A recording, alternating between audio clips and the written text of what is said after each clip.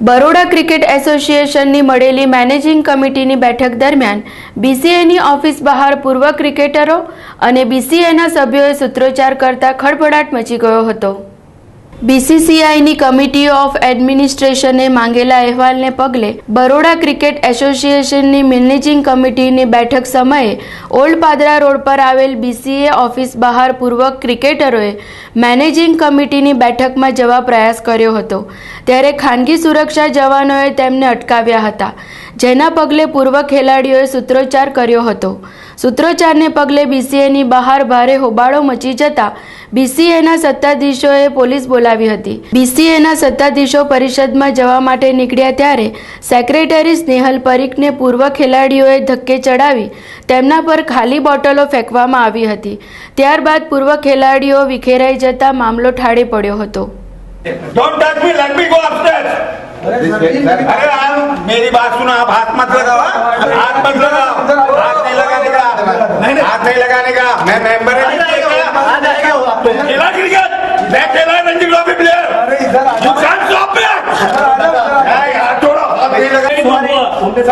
आजकल के बच्चे आके हैं और ये तरीका तुम्हारे को नहीं बोल रहा, तुम्हारे को नहीं बोल रहा, मैं तुम्हारे को नहीं बोल रहा। संजय वो नरेश को बुला लो ना, नरेश को बुला।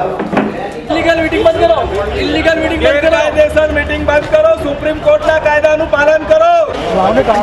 कार्ड क्या? मैं मेंबर हूँ, इलेक्टेड बॉडी मेंबर 1438 1438 लिखो मेरा मेंबर। ये कार्ड मांगे भाई मेंबर बात है, तुम्हारा कार्ड दो भाई। You are not member, your आप पे कार्ड दो, आप मेंबर नहीं हो, आप क्यों तो मांगते हो?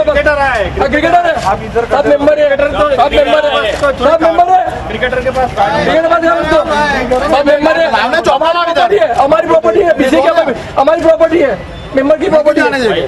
बात कर रहे हो तुम? क्रिकेटर आए हुए, क्रिकेटर है, हम तो मेंबर है। आपको बुलाओ, बुलाओ, हमारी प्रॉपर्टी मेंबर की, तुम हमको पूछो कौन हो?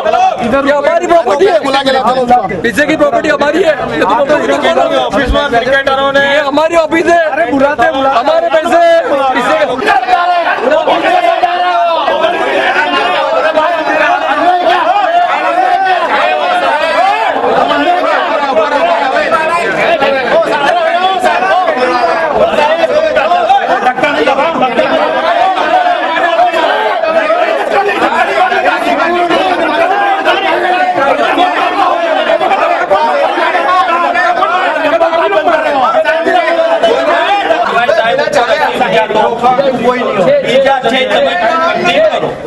બીજા બી છે।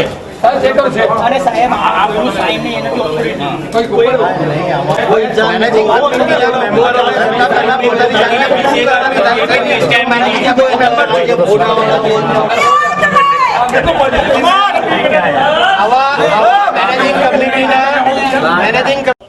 આ જૂથવાદનો ભોગ બીસીએ બની રહ્યું છે, બીસીએના ક્રિકેટરો બની રહ્યા છે। પહેલાં તો મેનેજિંગ કમિટી ગેરકાયદેસરની છે। આના માટે પ્રેસિડેન્ટ બરોડા ક્રિકેટ એસોસિએશનના બંધારણ મુજબ પ્રેસિડેન્ટે મેનેજિંગ કમિટી બોલાવવાની હોય। પ્રેસિડેન્ટ કોઈ છે નહીં, જે એમણે નોટિસ મોકલી છે, જે મેનેજિંગ કમિટીની નોટિસ અમને મોકલાવે એમાં કોઈ પ્રેસિડેન્ટને હોય એવું બતાવ્યું નથી। એજન્ડા સર્ક્યુલેટ નહોતો કર્યો, આજે ગઈકાલ રાત્રે મોડા એજન્ડા સર્ક્યુલેટ કર્યો છે, એમાં તો હજુ ચેરપર્સન એ લોકો નક્કી કરશે મિટિંગ માટે। બીજું કે જે લોકોએ નોટિસ મોકલી છે એ લોકોને આ નોટિસ મોકલવાની સત્તા નથી, કારણ કે નામદાર કોર્ટે પણ જે તે વખતે કહી દીધું છે કે અમે આ જોઈન્ટ સેક્રેટરી તરીકે ગણતા નથી।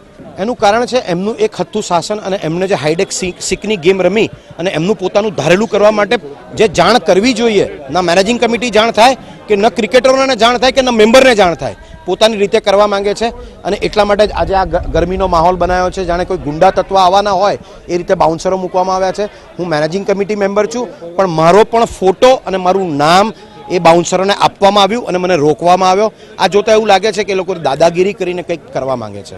100% ક્રિકેટનો ભોગ લેવાઈ રહ્યો છે, કારણ કે રિવાઇવલ જૂથ જે છે એક તરફી કાર્યવાહી કરવા માંગતું હોય એવું દેખાઈ આવે છે।